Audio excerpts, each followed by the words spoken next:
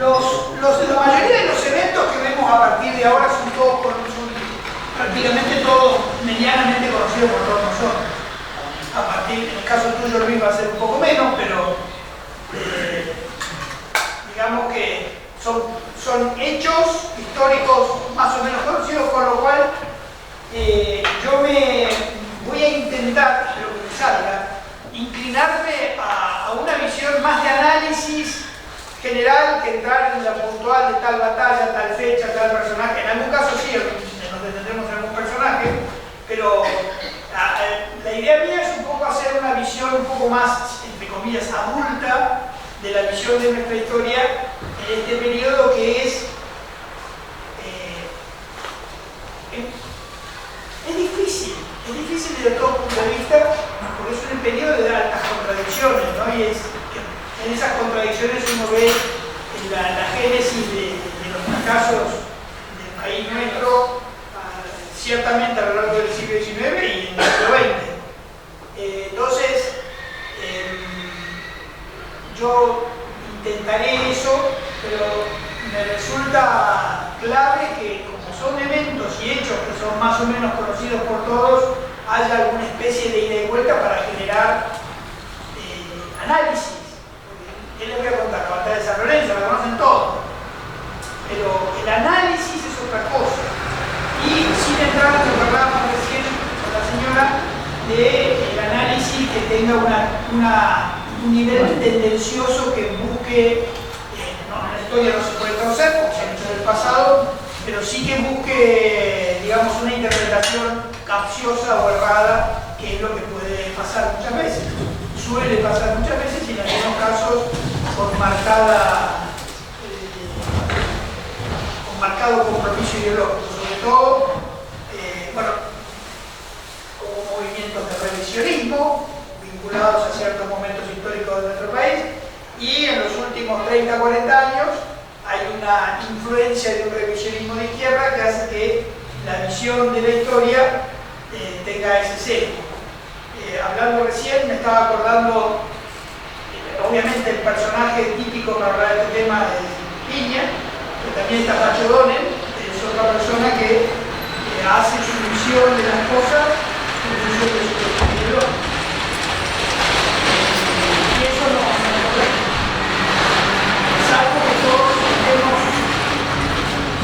Salvo que estemos todos contextes en el hecho de que uno con los hechos históricos va a hacer lo que quiera, entonces es como la Constitución de 1812, viva la pepa.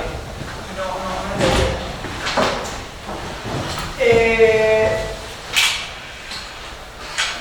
llegamos a ver los prolegómenos el otro día de cuando llegamos a la independencia en el 16, entre esa situación rara que vive el país, que mientras está dirigiéndose hacia la independencia, al mismo tiempo, a la misma velocidad, se está dirigiendo a la guerra civil. Es rarísimo. Y además ha sido suicida, ¿no? Porque eso salió todo muy mal. Un país que hace la guerra de independencia al mismo tiempo la guerra civil entra en un proceso que ya lo conocemos. Pero en alguna medida también es un reflejo y un rebote de lo que pasaba en la península cuando vimos que España misma, en esa misma época, estaba dividida a raíz de la invasión napoleónica, donde si bien no llega a tomar los pisos de guerra civil, la había tenido en la guerra de sucesión española, pero no a raíz de lo de Napoleón, pero sí hay una ruptura interna muy grande y hace que la monarquía, si bien queda restaurada en 1814, que vuelve Fernando VII, esa monarquía queda herida, sobre todo por la Constitución del 12 y por todo lo que había sucedido. Las guerras civiles españolas van a venir después, en la época carlista. Y va a ser más o menos por la misma razón, es decir, por una ruptura interna de cómo se interpreta el Estado a partir de entonces. Lo que sucede en nuestro país, en América y en nuestro país en particular, es que además hay un componente geográfico que es muy determinante. La península proporcionalmente es mucho más chica que nuestro territorio, entonces fue más fácil prever una ruptura militar interna de la magnitud que tuvo la nuestra.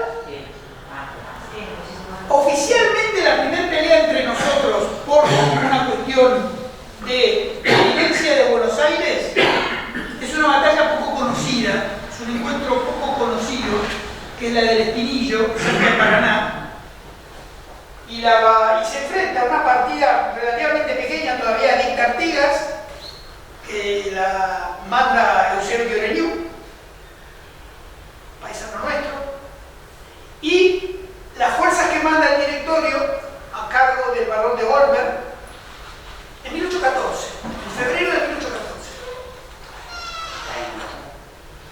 que es justo cuando está Napoleón en exilio, justo antes de Waterloo.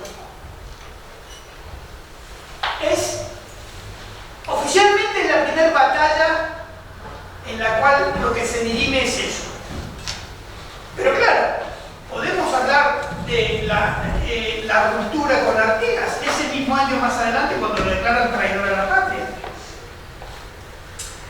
Y bueno, y al final puede ser Pavón o puede ser más adelante. Viéndolo en la perspectiva, yo creo que se termina todo en 1875 y es curioso, la primera batalla de nuestras guerras civiles son en Entre Ríos y la última también, que es la revolución de la rebelión, la última rebelión de los reformados. En cuanto a la cuestión de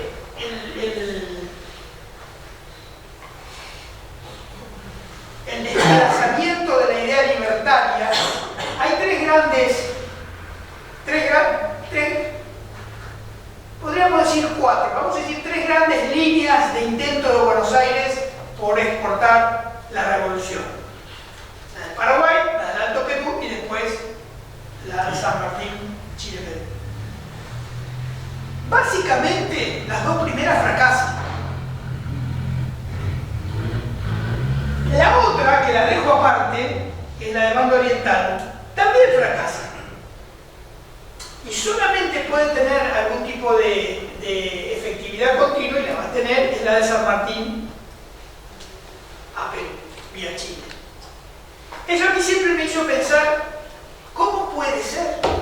Porque indudablemente, para esa época, cuando Belgrano intenta lo del Paraguay y fracasa, y después intenta lo del Alto Perú y fracasa, las ideas revolucionarias, las ideas de independencia estaban claras. No puede ser que la gente no supiera nada en 1813 y de repente 3 años después somos independientes. La idea estaba. Pero lo que a mí me llamó siempre la atención es cómo produjeron un rechazo tan marcado. Otra vez algo hablamos de cuando Castelli hizo el primer intento y se llevó puesto a todas las provincias, todo lo que es hoy en Bolivia y que en ese momento era provincia nuestra. La provincia nuestra que tendría que se llevó puesto literalmente. Y Belgrano tiene una situación similar, si bien va con una actitud, en cuanto al Paraguay, una actitud mucho más conciliadora, quedaba claro que las intenciones de Buenos Aires era el sometimiento de Paraguay a el gobierno que se estaba formando en la Junta, y eso fue rechazado por el Paraguay. En el caso de Banda Oriental, es mucho más complejo, es mucho más determinante en nuestra historia, y parece mentira que lo hayan hecho tan mal. Parece mentira que lo hayan hecho tan mal, porque no dejaron de meter la pata. Ojo, no dejaron de meter la pata también en el norte. Hay que pensar, ahora el 17, es la señora, el 17 es el aniversario de su antepasado, la muerte de los... Leyendo y releyendo estas cosas, no sé, el otro día mi hijo me decía, ¿cómo? Que estuvo acá en la clase, me decía, ¿cómo puede ser que la Argentina no pudo contener un modelo contradictorial mayor? Bueno, hay varias cosas que las charlé con él y después las comparto con ustedes, pero yo no sé cómo perdimos más, porque lo que se hizo con Güemes daba lugar a que Güemes directamente se juntara con Bolivia y se acabó el norte argentino. Es impresionante. A Güemes, digamos que en cuanto, una vez más, las directivas de Buenos Aires son no permitir el control de la guerra y gobierno a los locales, automáticamente genera lo que generó en todas partes.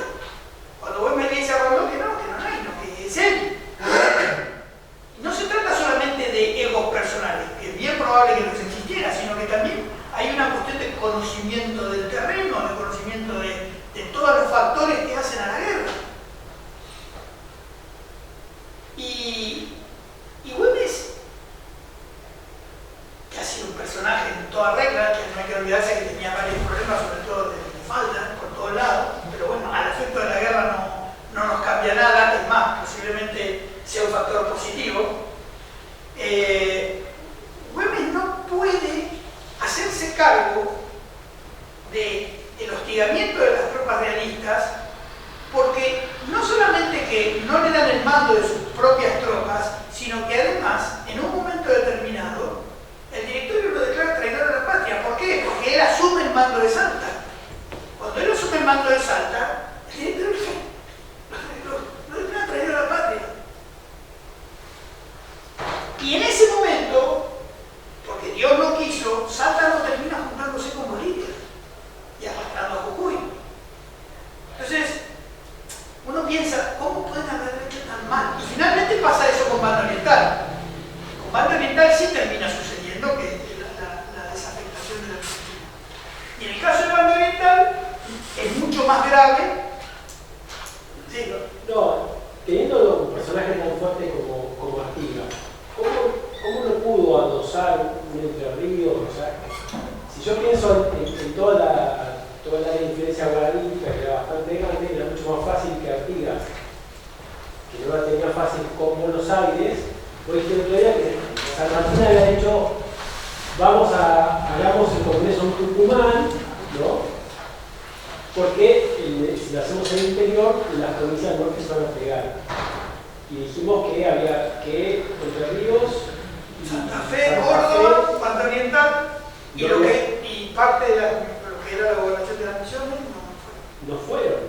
No fue todo. O sea, porque sabían lo que pasaba. De hecho, al año siguiente, en el 17, el Congreso viene a Buenos Aires. Puedo preguntar por qué no quedaron anexadas en la Banda Oriental. Claro, porque Artigas no dice, bueno, me cansé, me aburrí de Buenos Aires. Es que, por ejemplo, es que no era la idea de Artigas. Un Paraguay, una Mesopotamia. Es increíble que Misiones en última instancia te ha quedado como la Argentina. Sí. Estaba mucho más cerca. Es que es un rebote o sea, eso salió bien, pero no porque lo hiciera bien. Eso es como una carambola. La lógica es que esto hubiera salido peor. Porque el litoral nuestro, como llamamos, no se fue con Paraguay y con Artigas. Vamos a ver, vamos por partes. Es muy buena la pregunta, pero tiene un montón de, que viene justo al caso y tiene un montón de elementos. Artigas efectivamente forma la Liga de los Pueblos Libres. Esta es la bandera. La jura en 1815. No fue la Esta es la bandera progresista de Artigas. Cuando Artigas empezó a hablar con la E. Bueno, esta que estaba hace un rato, acá la vieron acá, que hoy es bandera de Entre Ríos, no fue bandera de Entre Ríos, pues les cuento un poco esa historia, pero bueno, esa bandera que está acá en la computadora, es la jura, la nacional es del 12, ¿no? Una cosa de loco, Belgrano la crea en el 12 en Rosario, se la prohíben y la obliga, la puede recién juramentar un año después, en febrero del 13, en el río Juramento. Bueno, Artigas en el 15 toma la bandera de Belgrano y para marcar la tendencia federal por primera vez usa el color rojo en la cruza de banda a banda. La Liga de los Pueblos Libres es una fórmula que establece Artigas para que no quede la banda oriental desafectada, sino que arrastra a una buena parte de lo que era la Argentina entonces, justamente para no quedar en eso. Y hay un personaje que es de lo más controvertido de nuestra historia, para mí mucho más que Rosas, mucho más raro, mucho más inentendible, que es Carlos María Alvear. Un tipo rarísimo. Rarísimo. Y Alvear le manda una carta a Artigas diciéndole, declare la independencia. Y Artigas contesta que ni loco, que él es argentino. Y él se muere pobrecito en Paraguay, argentino. O sea, no era el plan de Artigas. El plan de Artigas era un plan argentino. Más argentino que el de Buenos Aires, sin duda. Entonces, cuando él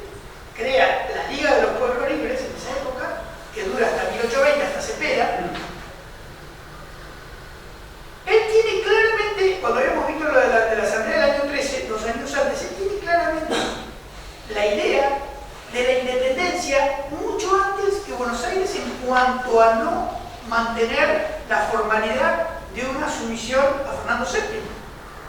Él, 3 años antes, 4 años antes de la declaración de independencia argentina, cuando él manda las instrucciones, lo primero que dice es independencia. Basta con el cuento de un monarca inca o con una sumisión ficticia a un rey que encima, bueno, en el año 13 todavía no estaba restaurado en el trono. Claro, independencia, federalismo. Son los dos grandes puntos, aquí no trabajo nada, pero son los grandes puntos de la piedra.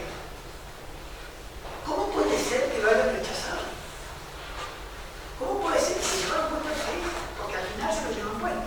Vos pensás que a partir de ahí, Buenos Aires no protege Banda Oriental, y no solamente que no protege el Banda Oriental, sino que cuando lo que quedaba del remanente del poder español en Banda Oriental pide ayuda a Brasil, entre los portugueses, en ese momento había una lógica estratégica porque la hermana de Fernando, Carlota Joaquina, estaba casado con el rey de Portugal, con lo cual había una relación familiar que podía, digamos, tranquilizar una eventual entrada portuguesa, que no salió mal, por supuesto.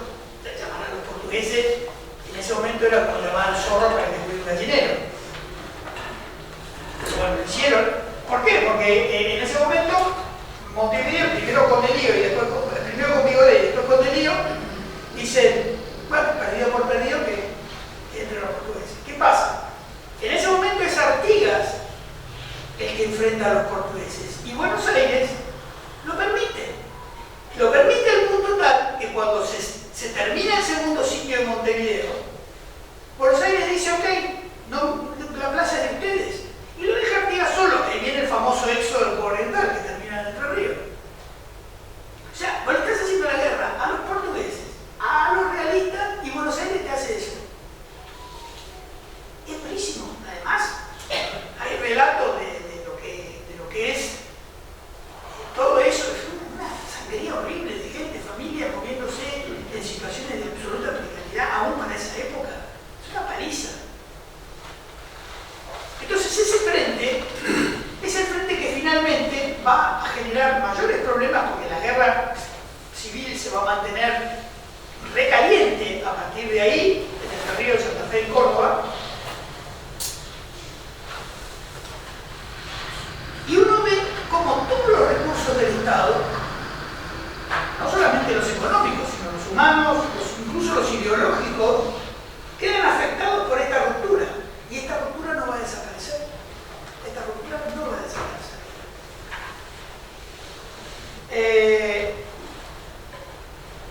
¿Se acuerda cuando usted hablaba la otro día de la logia de Lautaro? La logia de Lautaro se pone por encima de esto, lo habíamos dicho el otro día, y da por terminada la posibilidad de meterse en discusión. Mátense ahí abajo, pero lo único que importa es el proceso de independencia continental. Y de hecho San Martín cumple esa línea. Y Pueyrredón lo cumple antiguamente. Porque Pueyrredón, si bien es el que sostiene como director supremo el esfuerzo de San Martín, y por lo tanto buena parte de Buenos Aires, cuando ve que San Martín no va a cumplir, y realmente, después de que, digamos, después que Chile queda asegurado, Pueyrredón empieza a presionar más, no para que salgan al Perú, sino para que vuelvan. Y ahí es donde le cortan los pies. Y ahí es donde obliga, necesariamente, si bien ya estaba todo armado, obliga a que San Martín llegue sin oxígeno a Perú. Cuando San Martín llega sin oxígeno a Perú, sí, consigue llegar a Lima, protector de Perú, crea la bandera, pero le dura 3 días. Y necesariamente tiene que caer en manos del amigo Bolívar. Cuando cae en manos de Bolívar, la presencia de San Martín ya tiene fecha de caducidad. No solamente la presencia de San Martín, sino toda la acción política y toda la presencia o la presencia política, la vida política de San Martín se terminó ahí. Y uno vuelve a preguntarse cómo fue que no lo vieron, o si lo vieron, ¿qué es lo que vieron? Y no salió peor porque no salió peor, porque, insisto, no es que no se configuró solamente perdiendo el Paraguay y el Alto Perú. Pudo haber sido tanto peor. El otro día, cuando estuvimos hablando de este tema, mi hijo cuando salíamos me decía, bueno, pero ¿por qué no fue posible, por qué no es posible armar un modelo como Estados Unidos territorialmente gigante y que hubiese conseguido un poderío potencial o de potencia como Estados Unidos? Obviamente que hay mil factores.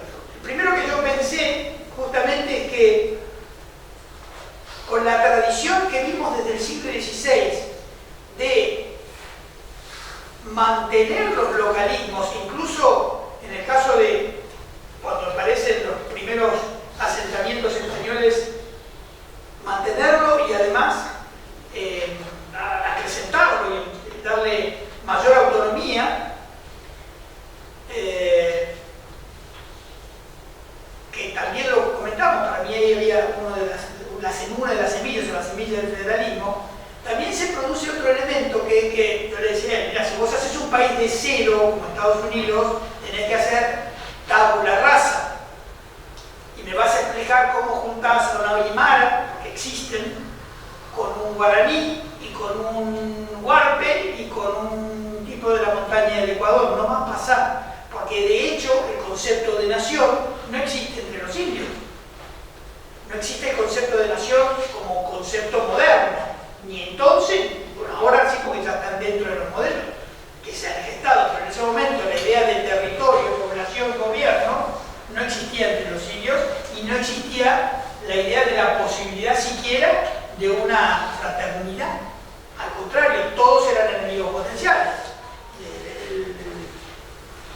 La vinculación entre ellos, si es que había, generalmente era vinculación poco amistosa.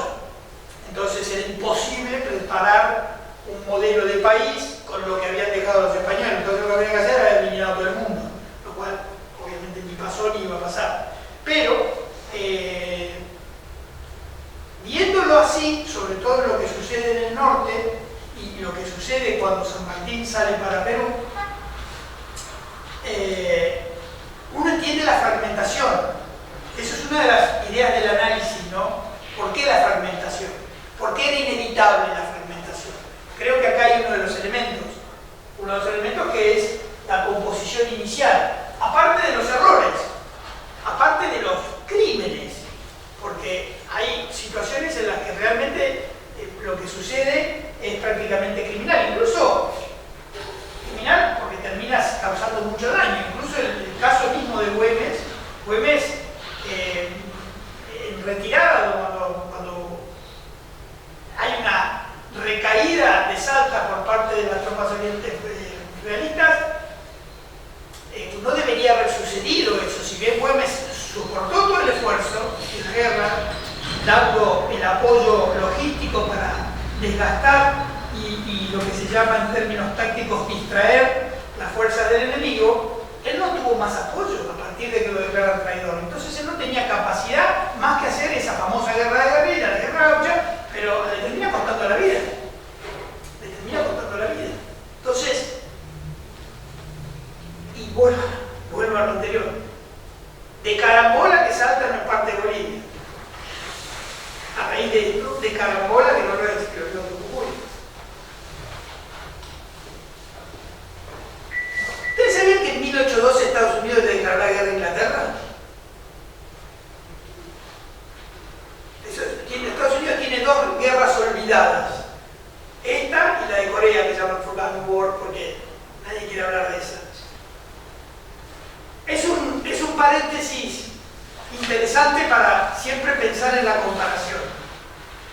En 1812, un poco antes, para la época de independencia nuestra, Inglaterra había reforzado sus posiciones en Canadá y en el sur, al norte de Florida, sin entrar en territorio español, había comenzado una acción de socavamiento del poder de Estados Unidos. Estados Unidos en 1810 tenía 40 40 años, menos 40 años de existencia en el país, en ciernes, con las tribus que quedaban al norte de Florida, Georgia y un poquito más al oeste. Habían empezado esa acción porque había recursos que Inglaterra necesitaba mantener todavía, digamos, fluyendo hacia la isla que se había perdido con la independencia. Y al mismo tiempo, Inglaterra empieza a bloquear los puertos americanos para generar una situación de, digamos, presión económica. Y al mismo tiempo, muchos buques mercantes americanos habían estado vinculados con acciones bélicas en las guerras napoleónicas. Entonces yo tengo unos amigos que viven cerca de algunos de los lugares donde han sido el teatro de operación de esta pequeña guerra, que no fue tan pequeña, y yo pensaba, desde hace mucho, siempre me llamó la atención esta guerra entre Inglaterra y Estados Unidos. ¿Cómo puede ser que este país recién hecho le haga la guerra a Inglaterra, le declare la guerra a Inglaterra, y que al final que se la gana? Pero que la pelea le manda dos flotas a que vayan a asolar las costas inglesas. ¿Qué país? Finalmente los ingleses intervienen, obviamente, al punto tal que esta guerra dura 2 años y pico. Los ingleses llegan a remontar el Potomac y le prenden fuego a la Casa Blanca. ¿Ustedes lo sabían eso? ¿Que había pasado eso? ¿Escucharon ustedes? Los ingleses le prenden fuego a la Casa Blanca. Hay cuadros. Hay cuadros. También le prenden fuego al Capitolio, donde se reunía el Congreso. Finalmente, se termina de cerrar el estatus del Commonwealth de Canadá. Se cierra toda posibilidad de que Canadá forme parte de Estados Unidos en ese momento, pero Estados Unidos termina de emerger como lo que va a ser.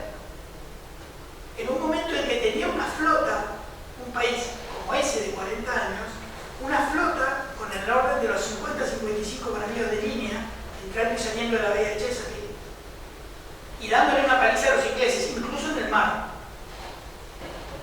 Lo comento porque estamos en 1812, y nosotros en 1812 estamos viendo que no vamos a recibir a los diputados orientales porque quieren ser federales. Impresionante cómo nos pegamos tiro en el pie. Impresionante. Comparado con un país como ese que, vuelvo a decir, Estados Unidos en 1812 no era. ¿Cuál era la? Yo desde el punto de vista lógico decía, bueno, viene Artigas y me dice, me quiero reunir con ustedes, seamos todos un gran país en el fondo. La idea unitaria, que ellos entienden, acordate que venían de la época borbónica, ellos no entienden un país federal, no lo pueden entender, no es. Ellos entienden que así no funciona. Incluso si querés desde un punto de vista de honestidad intelectual, por ahí lo fueron. No sé. ¿Cuál es la raíz? La raíz del de la idea, porque, digamos, Buenos Aires no tenía argumento para decir, bueno, no, yo a los uruguayos no los quiero, era todo sumar, era todo. Pues no. Tomás, cargaron plata, no la estilocracia. Te voy a agregar un puntito. ¿Cómo? Te voy a agregar un puntito conspirativo. Un puntito conspirativo.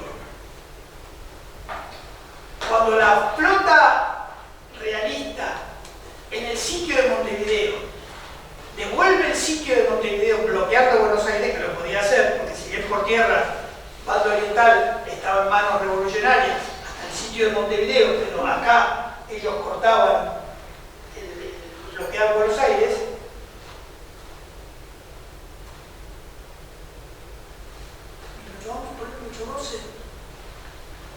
Hacía 5 años que había sido la última invasión inglesa. La flota inglesa aparece y le dice a la flota realista que se fuera a Montevideo. ¿Con qué te quiero decir con esto? Que también tuvo mucho que ver en el proceso de la desafectación de Banda Oriental los intereses británicos y los brasileños.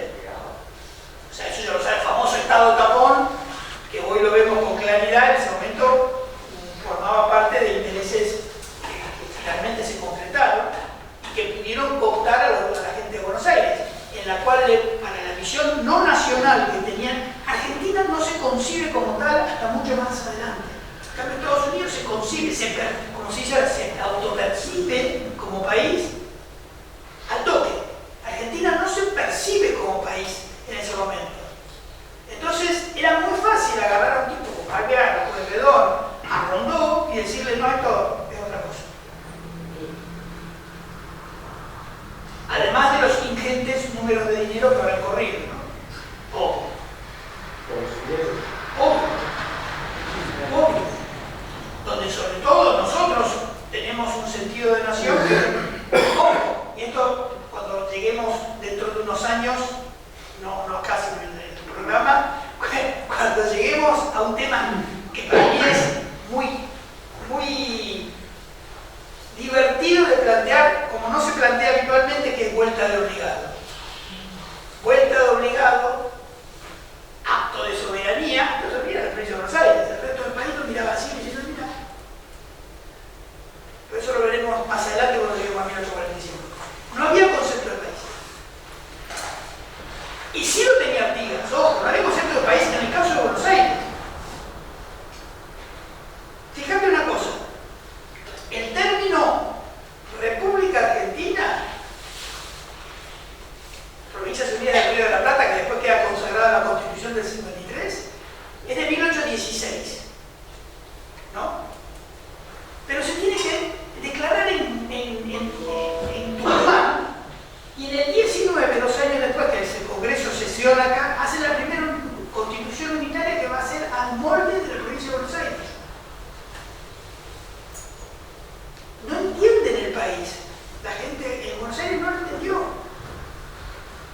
Güemes sí lo entendió, Artigas ni hablar, Bustos lo entendió, López lo entendió, pero López era López, él podía ir para cualquier lado, pero bueno, todavía no tiene la preeminencia que va a tener como en los años 30. Pero ese concepto está, entonces, ¿por qué? Combina esto, no tenían sentido de Argentina, Estados Unidos sí. Imagínate Argentina declarándole la guerra a alguien en 1817. Aquí en Argentina no existía. En Estados Unidos, en el Congreso que declara la guerra a Inglaterra, al Reino Unido. No estaba eso. Y eso nos mató. Eso nos dejó, como dirían los gringos, crippled. Nos dejó en el suelo. Y no pudimos empezar a caminar. Y encima librando la guerra de independencia, con los resultados que podrían haber sido, además, brutal la guerra de independencia, porque terminar en Lima es un efecto muy grande. Pero imagina toda la vuelta cuando podrías haber anexado. No digo que no hubiese sido importante liberar Chile, pero una vez que ya estaba Chile asegurado, bueno, volvemos a lo del amigo que decía el otro día de Terraño, de Castro, Maitland. La idea que era esa. O sea, a ellos no les importaba la organización de una Argentina ni nada por el estilo, ni mucho menos federal, sino que les interesaba liquidar Lima. No era el plan. Son dos planes distintos, son dos planos distintos. Son dos planos distintos.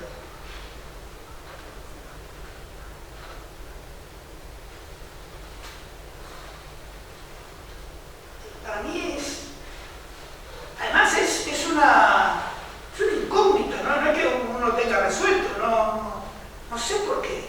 No sé por qué fue todo tan mal. Y podría haber sido peor. ¿Cuál es el Buenos Aires no lo entendió. Desde Buenos Aires no lo entendía. O no lo querían entender. No, yo creo que no. Sí, no, es eso. Buenos Aires no quería saber nada. Buenos Aires no quería saber nada. No era el plan de Buenos Aires. ¿De San Martín tampoco? No, San Martín estaba en otra. San Martín estaba literalmente en otra. Y lo escribe él, le dice nada, no le importa nada. Toda la pelea de esta gente, el único objetivo de San Martín era la independencia. La otra vez estuvimos charlando hasta qué punto es blanco, inmaculado y puro ese objetivo. Y hasta qué punto no está teñido de los intereses del Reino Unido. Yo creo que sí, pero porque sea como sea, San Martín estaba por sobre esto. En la historia que nosotros estudiamos y conocemos, esta actitud de San Martín le ha valido todavía ponerlo más en un pedestal, porque una de la historia que estoy dice, no, San Martín era tal en el sentido patriota que no le importaban las guerras civiles. Yo creo que el objetivo de San Martín era bueno. Hasta que no estoy seguro. Vino para otra cosa. Y lo hizo. Y se fue. Y se fue. Bueno, pero es raro que no tenga un objetivo atrás de... La independencia. Liquidar el poder virreinal en Lima. De hecho, lo liquida, termina la conferencia de Guayaquil, vuelve y se va. Se acabó. Sí. Ah, perdón, una cosa. Debo decirte algo. Había gente aquí que decía que no ibas a venir más porque no te habían gustado mis clases. Ah, me gusta. Bien, bien, bien. Menos mal que no hicimos apuestas, me hubiera ganado un más. No, tengo una consulta. Cuando se habla de Buenos Aires, como un conjunto, pero ¿había una oposición o gente que pensaba distinta? ¿O había, o eran solo este liderazgo? Solo para cantar esa No, en el caso de Artigas, de Güemes, tenés dos elementos pensantes. No, digo desde Buenos Aires. Ah, no, desde Buenos Aires. Yo tengo mis dudas. Sí, eso es lo que. Bueno, eso lo íbamos a ver después a partir de un personaje como Dorrego que pelea contra Artigas. Hay un partido federal en Buenos Aires y un partido unitario en Buenos Aires. En la ciudad y en la provincia. Sí. Ahora, si vos me preguntas a mí, la historia te muestra que es dos gerencias de la misma empresa. El federalismo porteño nunca jamás fue federal. Sí, en el momento en que los unitarios se pelean con una facción porteña que no acepta ciertas ideas, se divide en la provincia de Buenos Aires y se radicalizan. Pero esto por más adelante. El federalismo en la provincia de Buenos Aires es talibán. Es de un nivel de ferocidad muy grande que en el resto de las provincias no se da. Tenés algún personaje medio aislado, Ibarra, el Santiago Retero, que era bruto, y Quiroga, que era más o menos, pero... Ahí está el problema, que para mí ahí el problema fundamental. Son demasiado ignorantes los jefes provinciales. Entonces, frente a una minoría un poco más preparada y preparada en el... Sí, lo que hablábamos el otro día, usted con Moreno puede no estar de acuerdo, pero podía hablar. Se puede Con hablar. esta gente, pues no. Y de hecho, las personas que se han destacado en provincias, más allá de Güemes, pero han sido de Buenos Aires que se han puesto al frente de provincias, bueno, de núcleos provinciales. Sí, o el caso de Sarmiento que se forma. Lo que sucede es que el interior no está preparado. O sea, Bueno, ese argumento es un argumento de Buenos Aires que lo esgrimieron muchísimo y que no deja de tener validez, pero no arbitraron los medios para buscarle la vuelta, como se dice en Entre Ríos, para encontrar la buena al mate, no se lo encontraron. Entonces, el federalismo de Buenos Aires, volviendo a tu pregunta, para mí es un federalismo, es un unitarismo enmascarado. Bajo un tema de oposición interna Es, como te dije, dos gerencias de una misma empresa. Y de hecho, lo que va a suceder desde mediados del siglo XIX hasta Pavón y adelante, concretamente hasta la muerte del Chacho, se ve claramente. Lo ves claramente. El retraso de la organización nacional, la contumaz oposición de Rosas a cumplir con el Pacto Federal del 31, se ve claramente. Pero bueno, sigue siendo Buenos Aires la misma idea. Y obviamente, si bien la campiña y la ciudad de Buenos Aires son dos componentes distintos, no hay que olvidarse que la capital federal existe en 1880. Con lo cual, cuando en Entre Ríos o en Salta o en Santa Fe se habla de Buenos Aires, se habla de toda la provincia de Buenos Aires. No se habla de la ciudad de Buenos Aires. Pero bueno, me encantaría que en esto que todo el mundo más o menos conoce tengamos un poco más de ida y vuelta. ¿Qué opinan de lo que estamos charlando? Porque creo que es el núcleo de muchos de nuestros problemas, y diría yo que es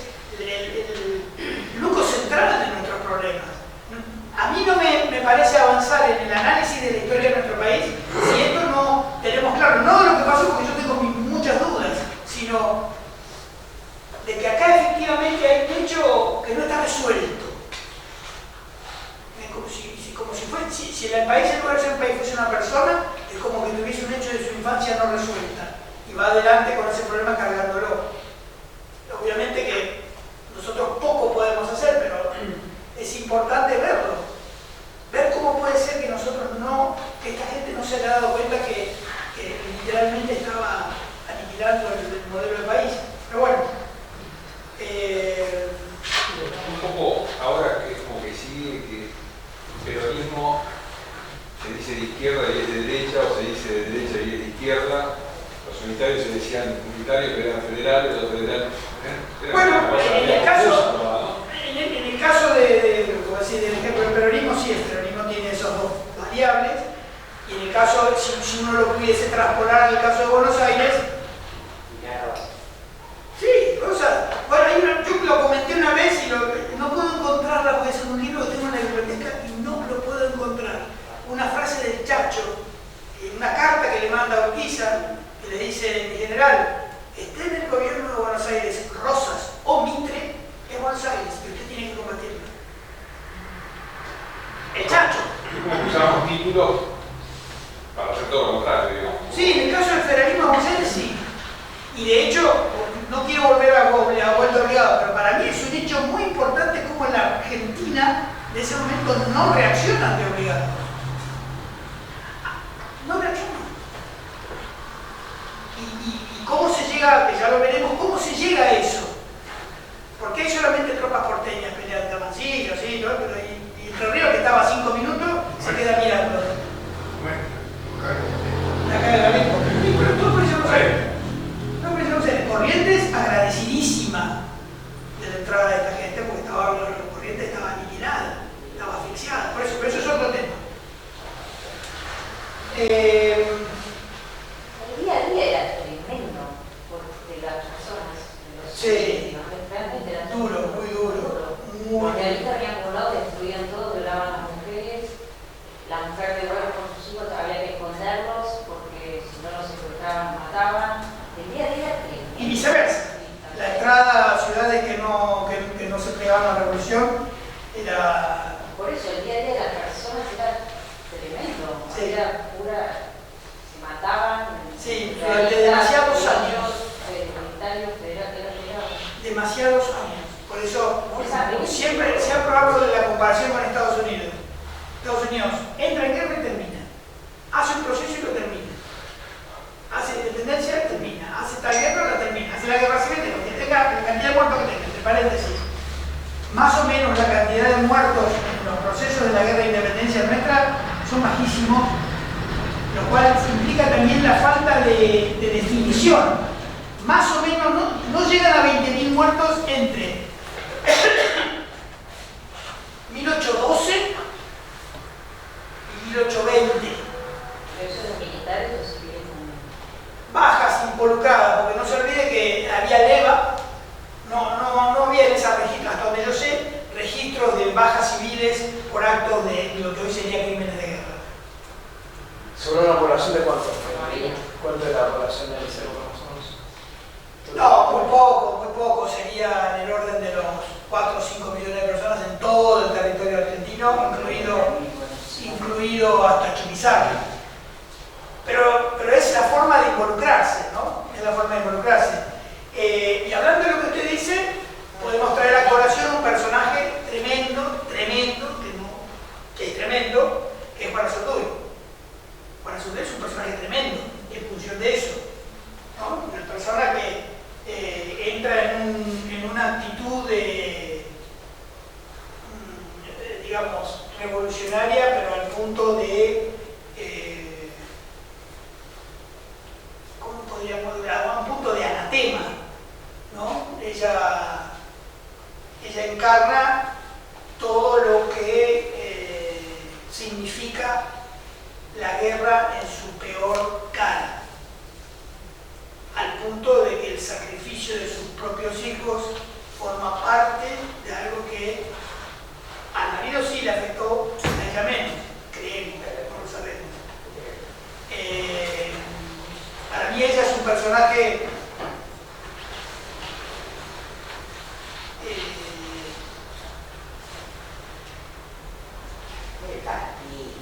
sí, no es un personaje que me guste. No, a mí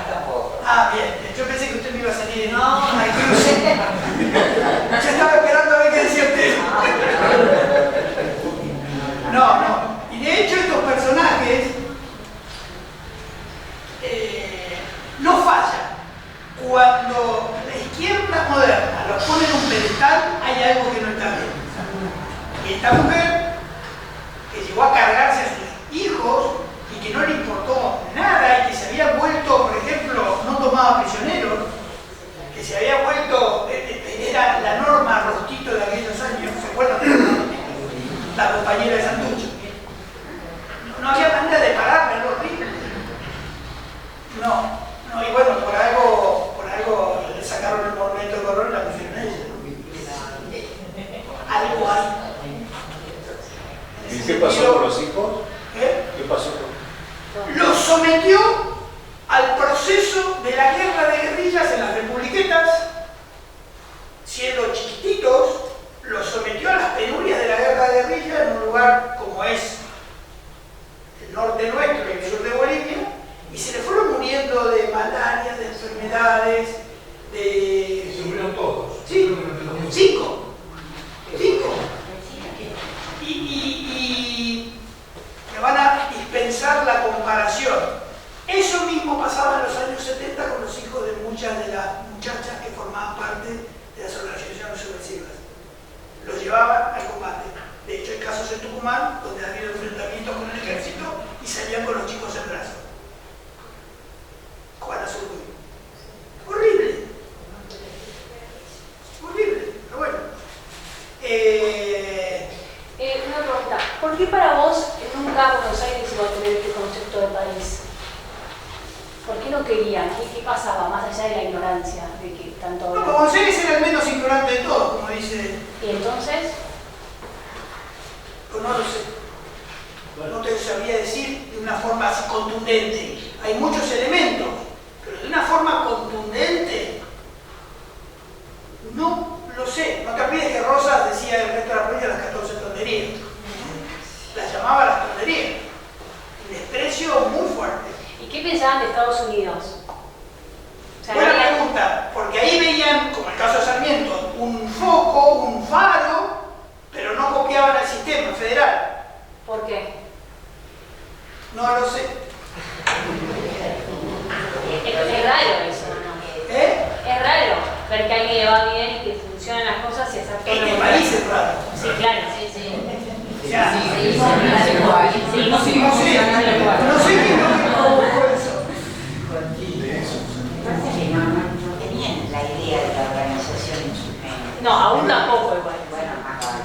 Pero lo que primaba en Buenos Aires es el espíritu económico, entonces el asunto fue la aduana, todo el tiempo, mantener la aduana. Ahora, que eso trajera un ilícito a la idea de la organización, se les puede haber cruzado, pero no era lo primordial. Ellos lo que querían era el control de la aduana, eso era lo fundamental. Si es así, Pero podés entonces tener un no hay idea control del de país. No hay idea. No hay idea del país. Pero podés tener un control, el control de una aduana siendo un país organizado. Pero bueno, no se Lo cruzaba. que pasa es que el resto del país se le paró de mano. ¿Qué? El resto del país se le para de mano. Claro. Y además no te olvides lo que para mí es fundamental, que muchos de los personajes de esa época respondían a un plan de una nación extranjera. Eso es otra cosa. Eso no hay que, o sea, sin tener, sin No entrar se en- puede mirar la Argentina así Sí. si no tenés en cuenta que atrás tenés una potencia que tiene muy claro lo que quiere dividir. Quiere dividir, ¿por qué? Porque le viene bien a sus intereses. Esa es la razón. Entonces, mientras tenga personalidades que cumplen ese plan, todo bárbaro. Vos hablabas de Alvear. Alvear hasta quiso, solicitó el protectorado británico, era el director supremo. Entonces, date cuenta cómo la gran Perdón, diplomacia. a 5 o 6 años de las invasiones inglesas. Porque hay que también ver esa parte del contexto. Hace Se 5 puede años de las hacer. invasiones inglesas. Todavía está saliendo humo de algún lado. Y decían los ingleses que vengan y... O sea, yo no soy de las ideas conspirativas, ese tipo. No me gustan esas ideas de estar siempre pensando en una cosa demasiado retorcida, pero es real y además está documentado que Reino Unido necesitaba ese proceso. Y en el libro de Gillespie lo plantea claramente, dice, hemos encontrado gente adepta. 1807, pasa un poquito, y bueno, el caso de Alvear, San Martín, y toda esa gente que viene de Inglaterra, no hay duda. Yo por eso digo, Buenos Aires, exactamente por qué resuelve darle la espalda a la Argentina como modelo. Buenos Aires plantea hasta Pavón: la Argentina soy yo y ustedes vengan detrás. Si no es así, no hay Argentina. Pero por Dios, en el 59, ayer a la tarde, Buenos Aires se separa de la Confederación, hay que hacer una guerra para que se vuelva a juntar. Pedazo de canalla, Mitre, separando el país ayer, no en el 1700. Pero en el Los inicio, famosos- ¿qué les une? Cuando hablas de país, unión de país, ¿qué hay que los une? Nada. Y en ese momento nada. Entonces, La unión se genera en el siglo XX. entonces ¿qué problema hay en que no se entienda? No, pero que vos estás dentro de un mismo país, en principio, Pero gestándolo. Sí, pero no existe. ¿En qué momento? Al principio de lo que... No existía. No, pero lo que pasa es que ¿Cuál es el problema? el problema es que, esto se vayan para aquí, los para allá. Si no existe una unidad. pero el problema está en que muchos de los personajes que hemos nombrado sí buscan un país unido. Artigas, Ramírez, López, No existe desde Güemes. Buenos Aires. El problema es que Buenos Aires no lo permite. De hecho, en el Congreso de Tucumán, como te dije recién, en 1816 se dice República Argentina. O sea, ya se usa el término y antes Provincias Unidas del Río de la Plata. O sea, el concepto está, la ejecución está abortada. ¿Y la zona inicial cuál es? La de siempre, pampa húmeda, centro del país, llegando hasta el sur de Bolivia. Y abajo hasta el Río Colorado, después de la etapa, la conquista del desierto.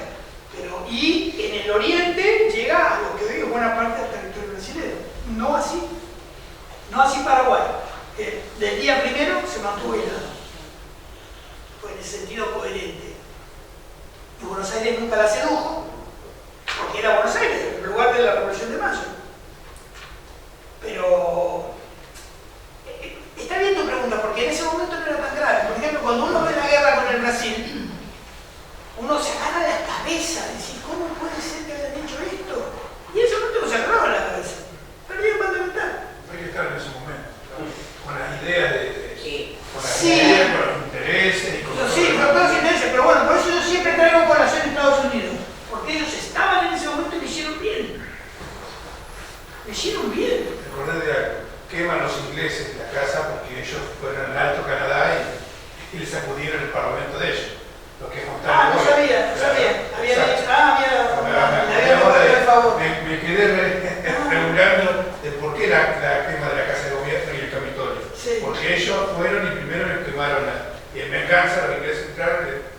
Me acordé ahora. No lo sabía, no sabía. Dato de la guerra de los 82. Del 12. Por eso, Luis, para vos es buena tu pregunta, sobre todo porque vos lo ves con ojos extranjeros, entre comillas. Yo cuando hablo de España y de españoles no los considero todo extranjeros, pero bueno, formalmente sí. Y entonces es buena tu pregunta. ¿Qué problema había que cada provincia argentina hoy hubiese sido un país? En ese momento Hubiese sido un país. hubiera sido. Bueno, en el caso de Porque no hay nada de ese buenísimo. No hay nada, no. Hay elementos que unen.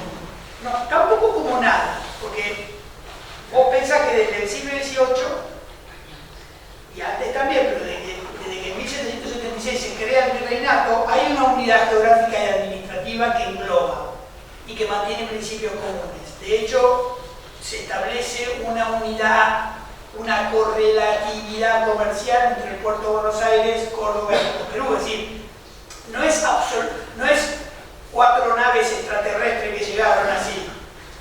Tampoco eso, ¿no? Había un sentido de argentinidad y si vos lo ves en los documentos, en las cartas, la palabra argentina se usa muchísimo. Sobre todo por aquellas personas que buscaban la unidad.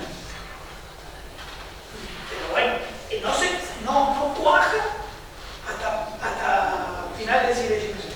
Pero lo de recién, hay que acordarse de que Buenos Aires se separa de la Confederación después de la Constitución del 53, cuando se suponía que ya se había terminado todo. La gente va y se separa. Hace una secesión literal. Tenés que hacerle la guerra para que vuelvan. O sea, encima de eso, tenés que ir a hacerle la guerra para que vuelvan. De loco. Bueno, pasó.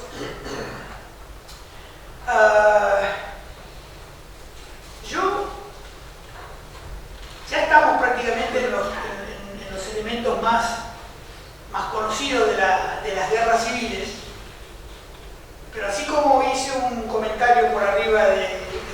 Jujuy, hay un personaje que lo hemos mencionado varias veces que merece para mí el mayor de los elogios históricos, que es Artigas.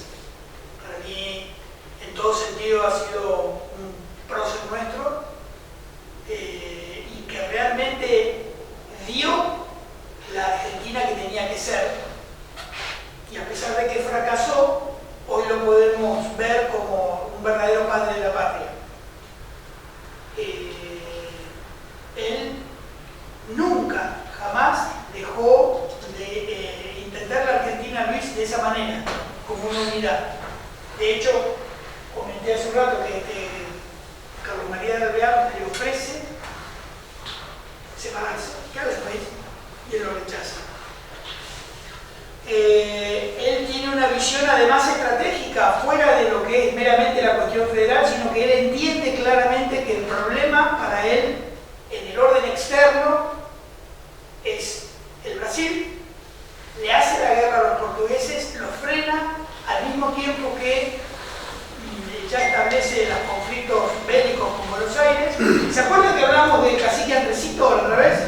Bueno, ahijado de él, en algunos casos algunos dicen que era hijo natural de él, que tuvo varios hijos naturales con muchas mujeres guaraníes, que algunas charrúas dicen, bueno, yo no lo sé exactamente y posiblemente es imposible saberlo con detalle, pero todo el desarrollo militar es entre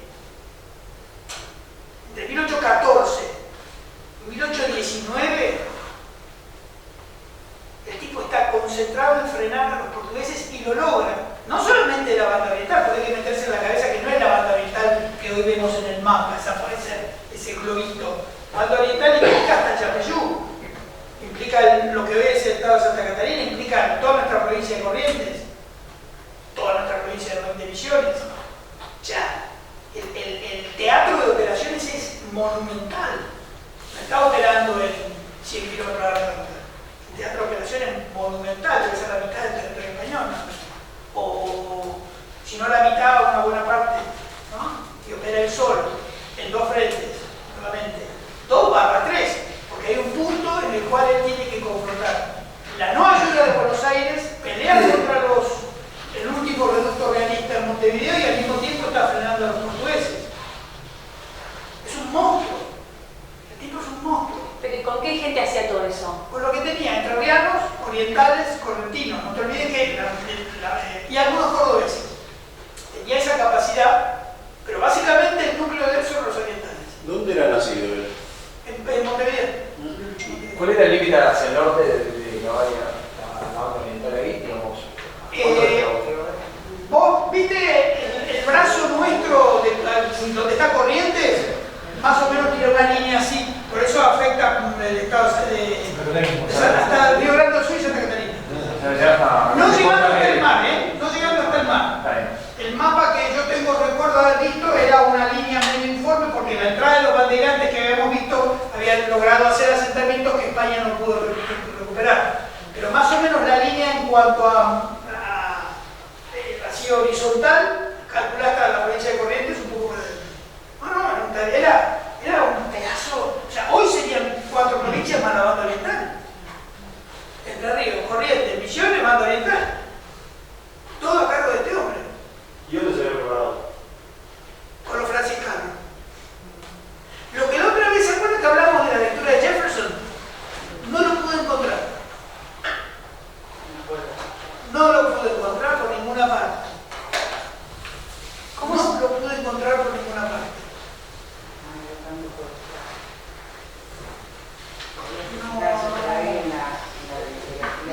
¿Y de los franciscanos sacan el ser federal o de...? No te olvides que en esa época el estudio estaba mucho más marcado por la parte elemental de lectura, escritura, poder eventualmente algún latín para la misa y matemáticas y ¿cuánto más? Sí, era religioso, sí, nada más que eso. Lo que pasa es que hablábamos el otro día que yo tengo la idea de que lo he leído, que él conocía las ideas federalistas de Estados Unidos, pero no porque se las había contado, sino que tiene un conocimiento bastante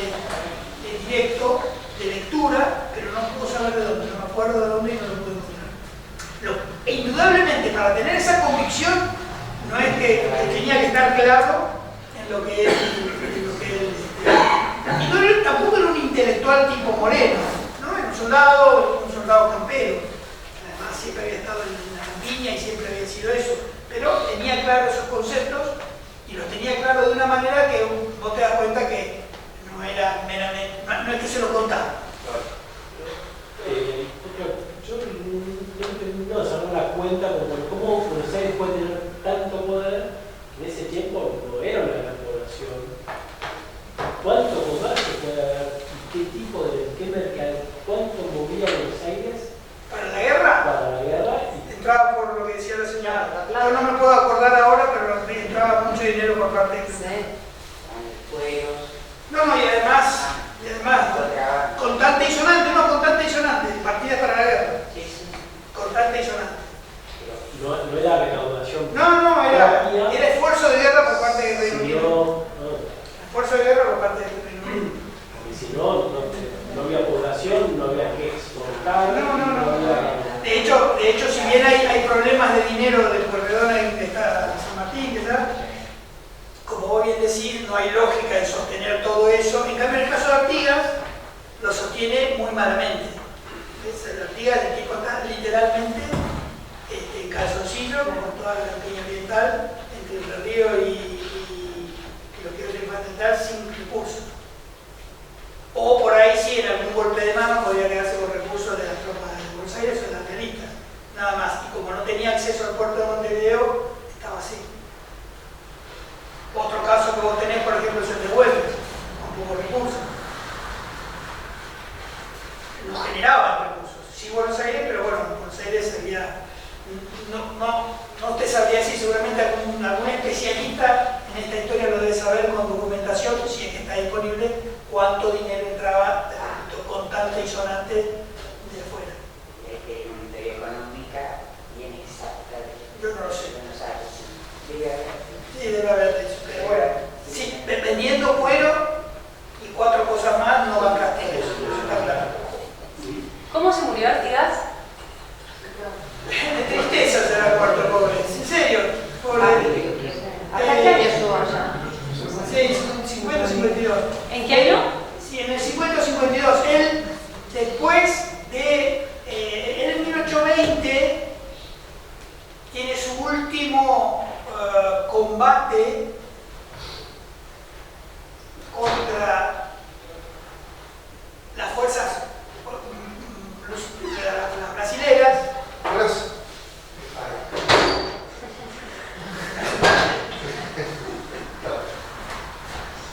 Ya no iba. Queremos un rato más. Vamos a aguantar aquí. Nos quedamos hasta las 9. Pero tenés que haber tenido empanada o algo. Sí. Te decía, en 1820 hay un proceso largo en el desgaste de Artigas. Artigas literalmente se desgasta en el frente contra el sitio de Montevideo, contra los realistas que daban y contra los brasileños. En ese momento, en ese proceso, sus espaldas, que son Entre Ríos, Santa Fe y parte de Misiones, no se ven tan afectadas. Y entonces, cuando él tiene que replegarse, derrotado en 1820, no me acuerdo el nombre de la batalla ahora. ¿Cuál? Puede ser, no me acuerdo. Sí, cuando lo vencen los portugueses. Sí, ahí está. Va a Entre Ríos y llega a Entre Ríos nuevamente en calzoncillo. En ese momento se produce la batalla de Cepeda, febrero de 1820. La primera de Cepeda. En ese momento, las fuerzas federales, que todavía nominalmente pertenecían a él, pasa a ser un hombre sin poder, sin mando, sin nada, sin territorio. En cambio, esos dos lugartenientes, que son Ramírez y López, sí tienen capacidad militar. Y en la batalla de Cepeda vencen a Buenos Aires. Y de ahí sale el Tratado del Pilar, que es el primer tratado preexistente a una constitución. En ese tratado queda sometida a la opinión de Artigas después de firmar el tratado. Y eso genera una ruptura entre Ramírez, López y Artigas. Muchos dicen que ahí tuvo que ver Buenos Aires otra vez con Zarratea, buscando que los dos números 2 de Artigas, al verlo Artigas sin poder y sin territorio, negocien por sí con Buenos Aires. Porque además, en ese momento, estás a 7 años de la guerra con el Brasil y no se sabía si finalmente la banda oriental quedaba en manos de Brasil. Entonces, lo que para Artigas fue una traición, y técnicamente se lo puede considerar así por parte de Ramírez y de López, termina siendo una fórmula de reserva ante la imposibilidad de recuperar banda oriental frente al poder combinado de Buenos Aires y los portugueses. En ese momento, lo poco que tiene Artigas está en Entre Ríos y tienen una ruptura muy grande con Ramírez, ruptura que llega a las armas. Y finalmente, es un episodio tristísimo, Ramírez pelea contra Artigas, lo derrota y Artigas sale corriente y sigue ahí al Paraguay, nunca más vuelve. Y es una pena. Es una pena porque ahí acabó. Y bueno, banda oriental queda otra vez sumida en el desastre hasta la guerra del 27, termina hasta el 26, termina en el 27 con la paz del 28 y todo lo que veremos en otro momento cuando ya la confirmación de que banda oriental no es más parte de la Argentina. Así que sí, así termina el... sí. ¿Qué pasa? ¿Cómo es la puja de poder después de Cepeda? Porque Buenos Aires pierde ahí. ¿Y qué pasa? ¿Cómo hace para volver a posicionarse, digamos, después de la derrota? ¿O qué es lo que pasa en esos años? Vamos a ver. Buenos Aires pierde esa batalla, pero no pierde su condición primordial. Y se produce un hecho que va a marcar los próximos, creo yo, 20 años, que es el acercamiento entre Santa Fe y Buenos Aires, sobre todo después del 19, cuando aparece la figura de Rosas. Hay un acercamiento político muy grande entre Santa Fe y Buenos Aires y hay un entendimiento que nunca desapareció.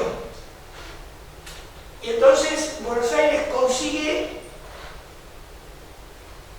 ya desafectada a banda oriental, tú ves que en ese momento banda oriental ya no forma parte más de la Argentina, no viene más en la Argentina. Una vez que desaparece Artigas, formalmente el problema desapareció. Mejor dicho, de facto desapareció, formalmente desaparece en el 28. Pero banda oriental no se presenta más como un elemento a temer, por desapareció Artigas. El próximo elemento a temer es Entre Ríos. Y entonces en el acuerdo entre Santa Fe y Buenos Aires viene la ruptura con Ramírez. En la ruptura con Ramírez entra, digamos, en una situación bélica con su aliado López, cruza a Córdoba, lo matan en Santa María del Río Seco en el año 21, marzo del 21 creo que fue. Dio matar a Ramírez. ¿Eh? A Ramírez. A Francisco Ramírez. Entre Ríos queda descabezada y quien asume el poder de Entre Ríos es Mansilla, un porteño. Que después él dice, supuestamente no, él era número 2. Pues bueno, la gente, tanto en Entre Ríos como en banda oriental, muchas veces confió tontamente del poder de Buenos Aires. Yo creo que tampoco se dieron cuenta hasta que estaba al alcance. El número 2 de Ramírez era Mansilla, el padre de que escribe. Lucio. Sí. El padre de Lucio. Del padre de Lucio. Que después va a estar en Puerto Rico. Ramírez cruza como cruzó Urquiza después, cruza por Bajada Grande a Santa Fe y el resto de las fuerzas tenían que llegar, las llevaba en Mansilla, el grueso de su ejército, él iba de avanzada, un error estratégico, táctico muy grave, pero lo hizo. Mansilla nunca cruzó y después en un escrito dice: yo jamás iba a tomar armas contra mi patria, Buenos Aires. Y lo deja solo. Ramírez, se acaba el poderío de Entre Ríos, no vuelve a ser Entre Ríos poderoso hasta Urquiza, y de esa manera Buenos Aires puede mantener la condición de que, con el arreglo que hay Santa Fe, no vuelve a haber ninguna situación de guerra hasta que, diría yo, ¿cómo? La guerra del Paraguay. No. Hasta el conflicto después de la guerra del Brasil, que dicen muchos historiadores que ahí realmente empieza la verdadera guerra civil, porque ya involucra, aparecen tipos como Paz, como Muerte de Orrego, ¿no? Pero digamos que para la batalla de Cepeda y lo que fue la Liga del Interior, ponerle más o menos, Buenos Aires no tiene grandes amenazas de desaparecida banda oriental. Entonces, después de Cepeda, no. El Tratado de Venegas. Sí, por el Tratado de Venegas y Cuadrilátero son tratados en los cuales siempre Buenos Aires consigue el beneficio porque Entre Ríos estaba liquidada y Santa Fe estaba del lado de Buenos Aires. Eso lo manejaron bien.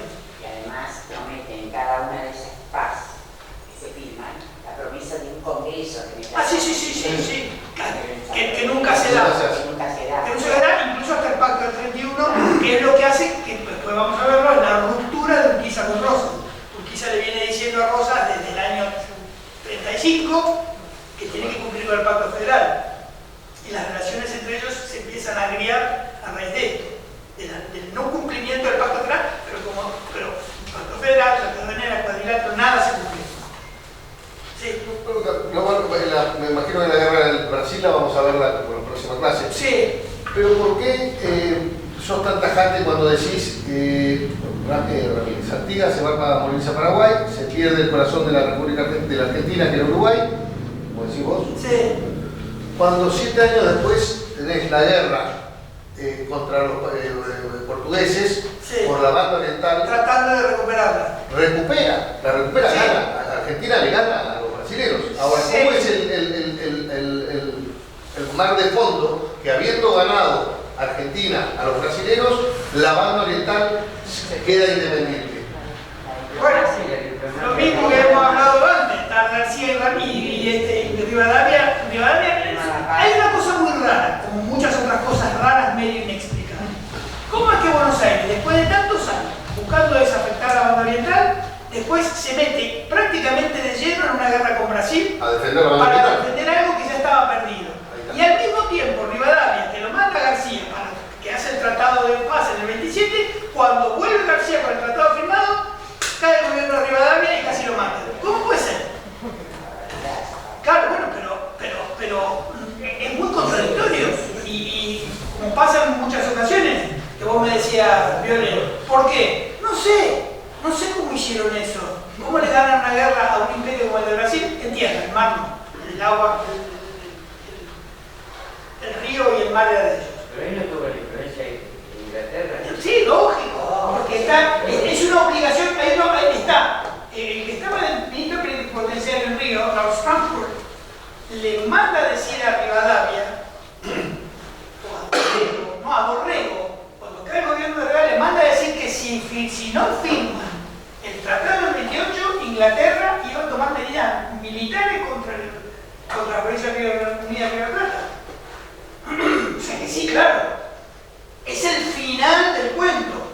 Ahora, es verdad que yo siempre me he preguntado, por ejemplo, Alvear participa activamente en la guerra contra Brasil, peleando contra Brasil. No sé, ¿por qué? Por eso son cosas que no sé, no me las puedo explicar. ¿Cómo es que va para acá y después decir no, voy por aquí? Y después el resto del país no apoyó la guerra contra Brasil. Básicamente es el Fuerzas de Buenos Aires, después de años de haber provocado la desafección de Uruguay. No lo sé, porque la responsabilidad de la pérdida de la guerra es de Córdoba, de Santa Fe, es de Salta, es de Mendoza, es de San Juan, de La Rioja. Todos lugares que tendrían que haber puesto lo que tenían que poner para dar una paliza a Brasil y terminar con ese cuento. Pero lo hicieron, los federales, no lo hicieron. No sé porque lo leí. Imagínense que esto lo he leído durante mucho tiempo. Ahora para esto lo vuelvo a releer, vuelvo a buscar cosas y vuelvo a decir, no sé, ¿cómo hicieron esto? ¿Cómo lo hicieron tan mal? Volviendo un poquito para atrás, perdón, no entiendo muy bien la postura de López. ¿De Stanislao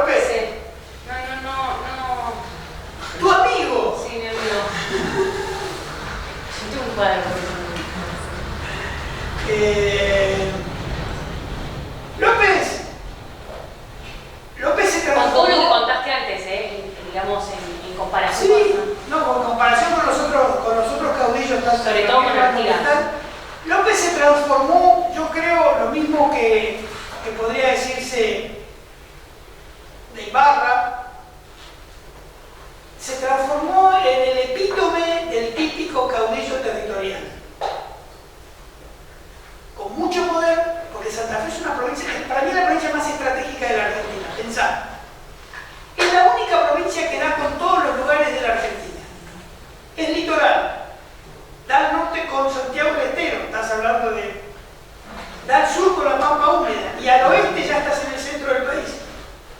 Es una provincia, es la más estratégica desde el punto de vista de los factores geográficos que afectan al país. Si bien en ese momento no estaba tan definida, le permitía a él tener una gran capacidad de aguante y de autonomía. Pero, siempre y cuando no hiciera la de Ramírez. Y por eso, los negocios y la buena relación que tuvo siempre con Rosas. Rosas es de quien más se confió, mucho más que de Urquiza, más que de Quiroga. Entonces, en alguna medida, hizo la plancha ante el poder de Buenos Aires. Y eso es lo que, yo tengo amigos santafesinos, obviamente vieron la que ellos ponen la invencible provincia de Santa Fe. Claro, se la compraron. Pero los santafesinos lo quieren, por eso. Ah, sí, lo adoran, porque les dio la idea de una invencible provincia. A un costo en el cual su compromiso con la causa federal pudo haber tenido alguna, por ahí aflojando unas manitos. Así que eso. Después lo vamos a ver un poco más adelante, porque es un personaje que va a estar muchos años presente en él. Claro. Él y su hermano Juan Pablo Mascarilla. Los dos son tipos que van a tener importancia, van a jugar fuerte. ¿Y Puyen qué peso tenía? Que era el segundo, ¿no? Sí. Hoy hay mucha alternancia de poder. Yo no sé las fidelidades que tenían entre ellos como para saber por qué. Puyen en muchos casos se desafectó de él. Él tenía, Puyen, si mal no recuerdo, tenía mucha relación con Urquiza. Y si bien Urquiza nunca entró en crisis con Santa Fe directa, yo creo que siempre se manejó con los lados débiles de López, que podrían ser Urquiza. Creería que es así, no estoy seguro, pero creería que es eso. Urquiza que fue un genio, pudo determinar que no era el camino, hasta que ya no había otra opción y se produce el pronunciamiento, ¿no? Esto es más complejo. ¿Qué cuenta está haciendo usted? No, que estaba tratando de acordar de ese secretario del otro y Sí, sí. Pero en algún momento, yo no sé si tiene una crisis, yo no me acuerdo si con Estanislao o con el hermano, y se levanta. sí. Ahí por eso era eso lo que trataba de acordar, si es contra Rosas o contra se levantó. Yo creo que va por el partido de Urquiza, creo, no me acuerdo Por bien. eso, tiene un levantamiento contra Rosas. Sí. Pero no es Bien. Dígame algo más. Porque la idea justamente de estas clases a partir de ahora no es decir qué pasó en la batalla de Chacabuco o en la de Maipú. Ya lo sabemos. San Lorenzo tiene una cosa interesante.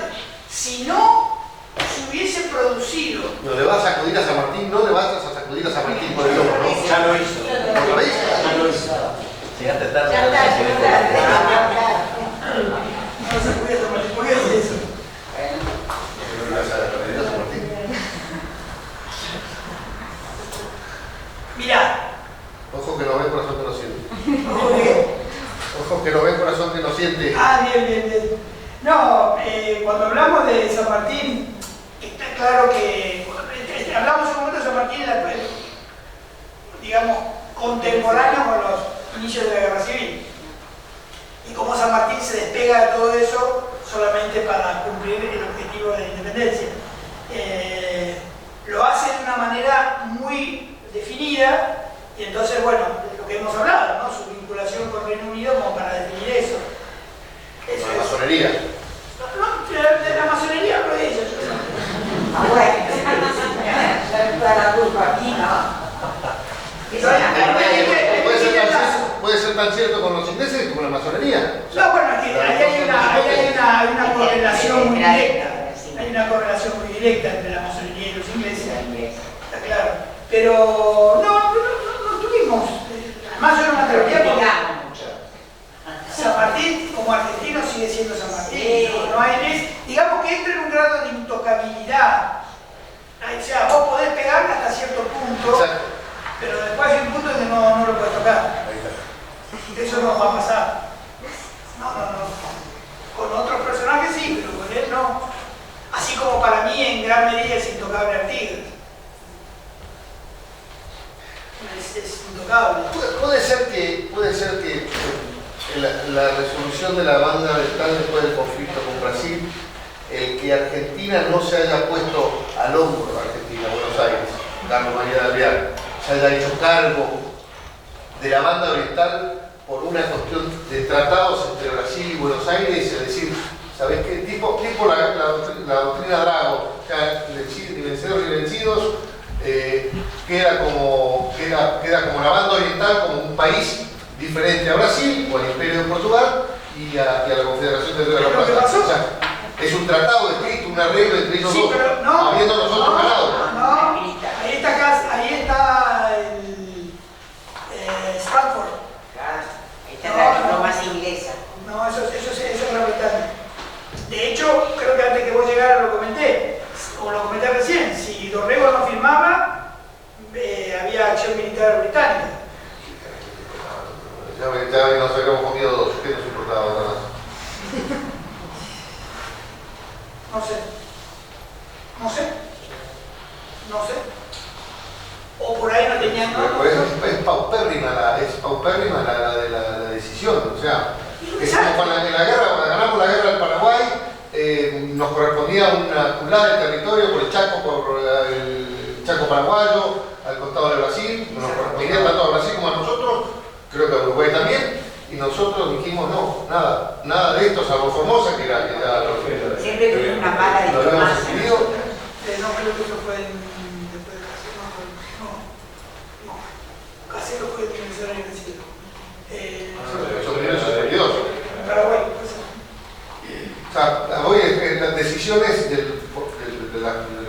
los ministros de Relaciones Exteriores espantosas, tanto en la guerra del Paraguay como en la guerra contra Brasil. Terminamos perdiendo, habiendo ganado, terminamos perdiendo, no solamente territorio. Yo te diría, en el caso de la guerra del Paraguay, no me parece tan espantosa porque fue una guerra injusta. Entonces, yo creo que...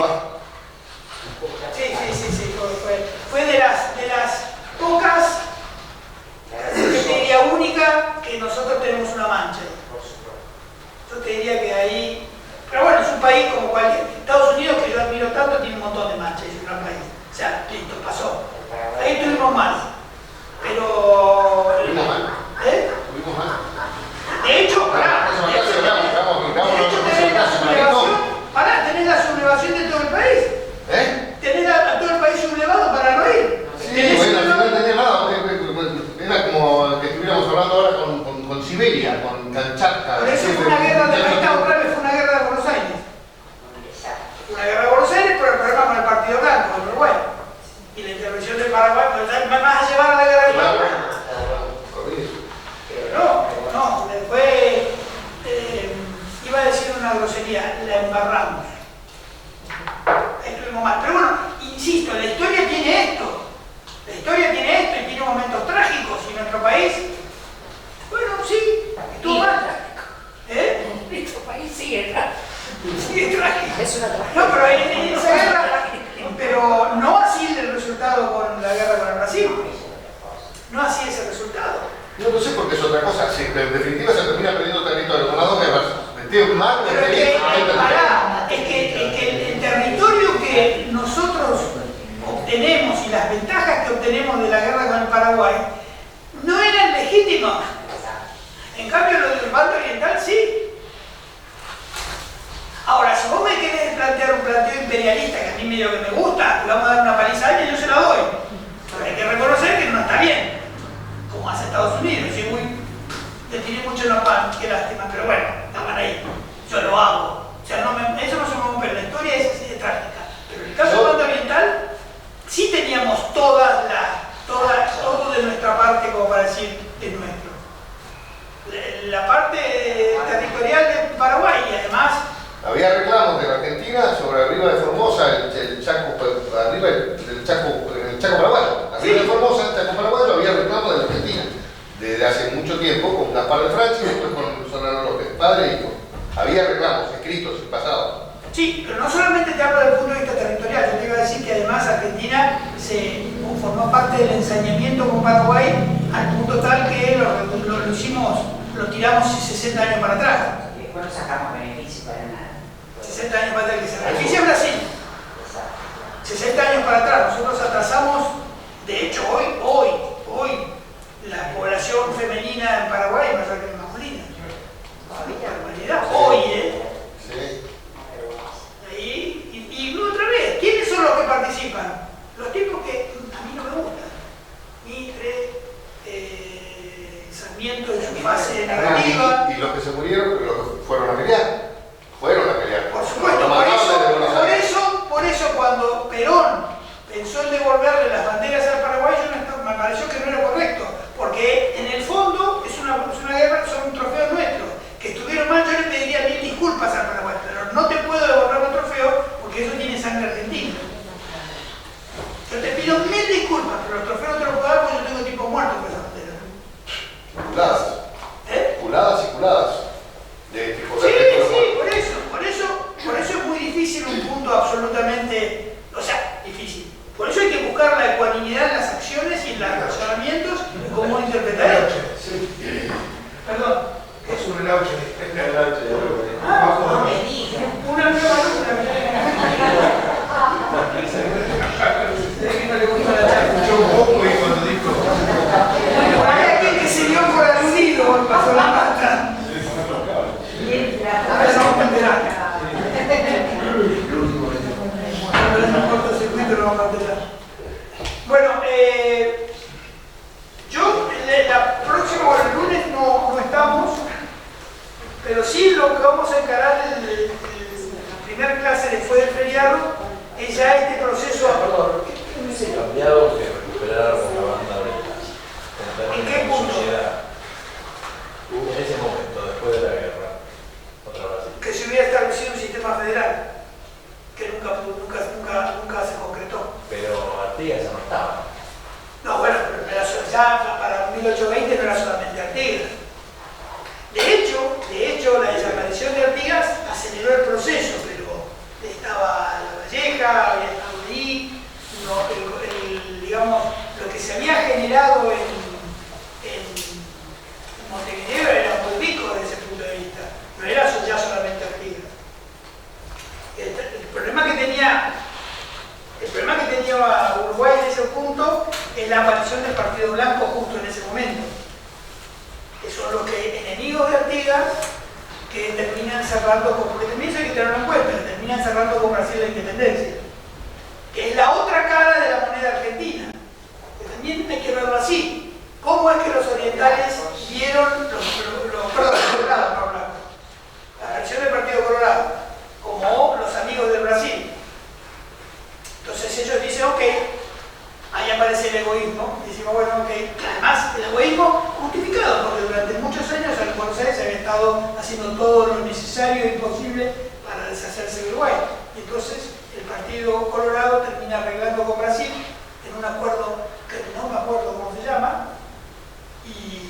y Brasil, a partir de entonces, junto con los unitarios de Buenos Aires, sostienen al Partido Colorado, hasta la guerra del Paraguay incluida. Así que Argentina hubiese sido federal con Uruguay después de la aparición de Artigas, seguro. Los hombres pasan, pero las ideas en ese caso no habían pasado. Pero ya estaba todo muy difícil de arreglar. Y en el concepto estratégico del país, ya ni hablar, ¿no? Ya, eso ya es muy serio. Uruguay tapaba, si hubiera sido provincia argentina Uruguay, Uruguay mataba o le bajaba los humos a Buenos Aires. Puerto de Agua Profunda, salida al Atlántico, los ríos. Y además, desde el punto de vista humano, Montevideo siempre había sido un contrapunto, no solamente como Puerto de Agua Profunda, sino un contrapunto a Buenos Aires permanente. Y hubiera tenido seguramente la proyección que tuvo Artigas llegando hasta Córdoba y demás. Pero bueno, eso es hacer un poco algo que no sabemos. Tiene un nombre eso. No, tiene un nombre. Los que hacen. ¿Qué hubiera pasado si? No, pero hay un. Sí, término. Hay un término para eso. No se llama, no tiene otro nombre. Yo iba a decir eso. ¿Cuál? Otra parte. No, tiene un nombre que es. En inglés le dice, había un programa llamado What If. Bueno, Que sería eso. interesante. Donde ponían el hecho histórico y te lo mandaban ¿qué para hubiera atrás. pasado si? ¿Qué hubiera pasado si?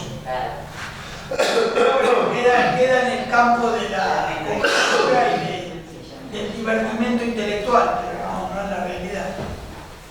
Así que bueno. Entonces eso, para el lunes 24 ya vamos a arrancar mucho más de lleno con el proceso de las guerras civiles, sin banda oriental, formando parte del proceso, con mayor acción de lo que va a ser la Liga del Interior, Pacto Federal, y cómo eso va a desembocar ya en la Constitución del 53. Y eso tiene mucha riqueza de todos los motores. El periodo, el tiempo no es tan largo, pero hay muchos elementos que parecen actuar al mismo tiempo. Creo que la otra vez lo comenté. Por ejemplo, para mí Paz, personaje unitario, es más federal que Rosa. En su accionar, en su proceder, en su organización de la Liga del Interior, es mucho más federal que conceptualmente y en ejecución de lo que Rosa quería. Pero bueno, lo vemos hoy y después nos va a agarrar la vuelta obligada en una visión tipo Felipe Piña, pero al revés. Tendríamos que invitarlo a pelearlo. Usted dice, pero tendríamos que repartir primero la Paraliga. No, ponemos en el medio y la abre de todo. No, sí, no creo que se dedique. No, el tipo está más allá bien, hermano. Además, como todo perteneciente a la rancha izquierda, se ha hecho multimillonario. Sí, tiene programa de televisión. Sí. Hablando de eso,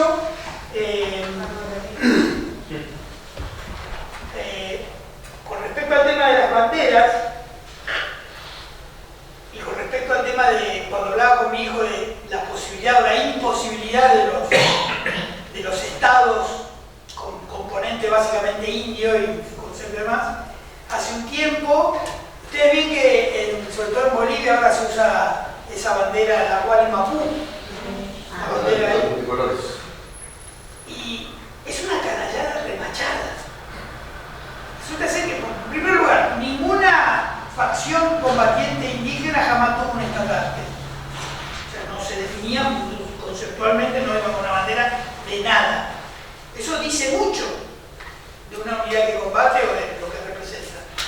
Y resulta ser que este estandarte, Guaymapú, es un estandarte que usaron unos incas en una revuelta, creo que posterior a Pizarro, por ahí estamos hablando del siglo XVI. Y estos le usan un término mapuche, lo que quiere decir igual o estandarte o signo, mapuche, y mapuche es una palabra mapuche, que es exigente. ¿Cómo tuercen las cosas? O sea, los tipos que sacaron esa bandera eventualmente en el siglo XVI jamás vieron un mapuche, con lo cual jamás usaron el término. Sin embargo,